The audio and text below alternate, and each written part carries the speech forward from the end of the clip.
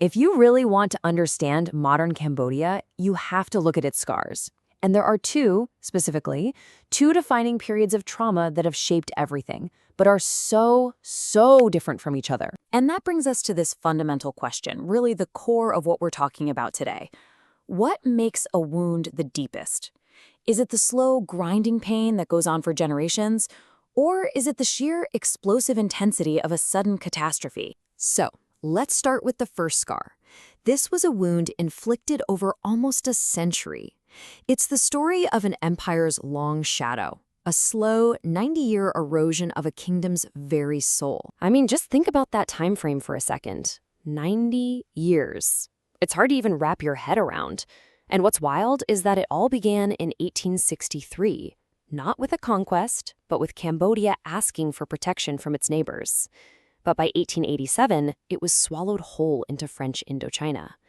It took all the way until 1953 for them to finally win back their independence. 90 years. And this is where you see the deep contradiction of that whole era.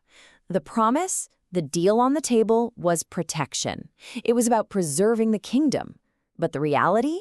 It was a slow-motion takeover, a systematic dismantling of their power that turned a so-called protectorate into just another exploited colony. The promise was safety. The reality was total subjugation. So, how did it happen? Well, it wasn't one single event. It was more like a death by 1,000 cuts. You had French officials taking over the money, the foreign policy, the entire education system. Huge swaths of land were just seized for things like rubber plantations. And the Cambodian people, they became cheap labor in their own homeland. French law replaced their customs, and suddenly the French language was the only way to get ahead, which just drove a wedge right through their society. You know, the source material we're using for this explainer puts it in really stark terms. It calls it a systemic oppression that turned a country into powerless slaves in their own home. This wasn't a war with bombs and bullets. It was the psychological and structural takedown of a nation's ability to control its own destiny. Okay, so take that image of a slow 90-year oppression, and now we're going to talk about something completely different. The second scar. This one is all about short, violent, catastrophic trauma that came from the inside. We're talking about the Khmer Rouge genocide. And look at this timeline. It's just shockingly short. After 90 years of French rule, the absolute terror of the Khmer Rouge lasted less than 4 years.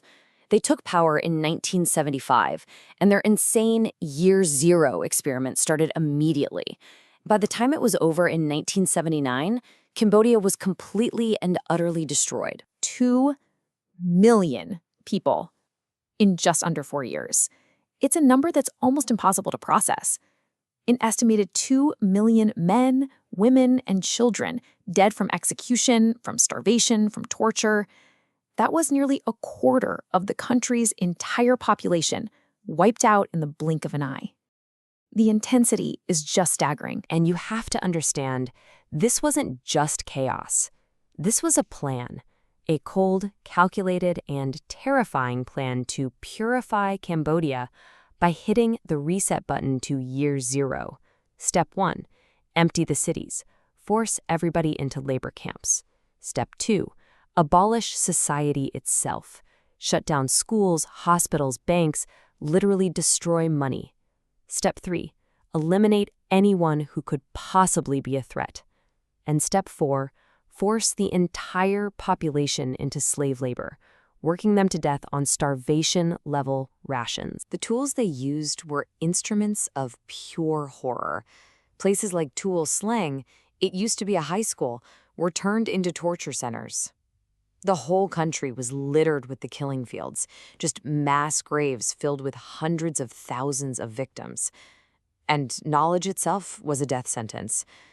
Think about this. Simply wearing glasses could mark you as an intellectual and get you executed. And maybe the most chilling part of all? The perpetrators weren't foreign invaders. This was Cambodians killing Cambodians, a self-genocide. So, we're left with these two immense but profoundly different traumas. One was a slow burn, the other was a flash fire. Now we have to try and weigh these wounds, which brings us right back to the question we started with. And this table just lays it all out, crystal clear. On one side, you've got the French era. Duration, 90 years. Perpetrator, a foreign power. The goal, colonial exploitation. On the other side, the Khmer Rouge. Duration, less than 4 years. Perpetrator, an internal regime, their own people. And the goal, a radical, violent purification of their entire society. One was a slow bleeding out of culture and freedom. The other was a sudden, catastrophic hemorrhage of life itself. So at the end of all this, the explainer doesn't give us a simple answer. Instead, it leaves us with a really profound question that comes directly from the source material. How do we, as a world, choose which tragedies to focus on? Why is one scar, the horrifying genocide, so central in our global memory, while the other, the 90-year-long colonial wound, so often gets left in the shadows?